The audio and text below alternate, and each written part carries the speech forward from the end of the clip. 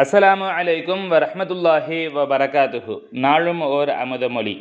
வயின் ஜாஅக்கும் ஃபாசிக்கும் பிநபையின், ஒரு விஷயத்தை ஃபாசிக் போக்கிரி உங்களிடத்தில் கொண்டு வந்தால் அந்த விஷயத்தை தெளிவுபடுத்திக் கொள்ளுங்கள் என குர்ஆன் கூறுகிறது.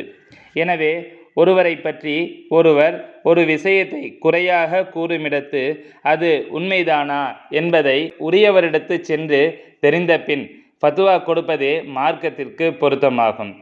ஏனெனில் மேற்கண்டவாறு அல்லாஹ் தஆலாவே திருக்குர்ஆனில் கூறியுள்ளான். இவ்வாறில்லாதவற்றை ஃபத்வாக்கள் எனவோ தீர்மானங்கள் எனவோ எவரும் ஏற்றுக்கொள்வது பொருத்தமுடையதன்று.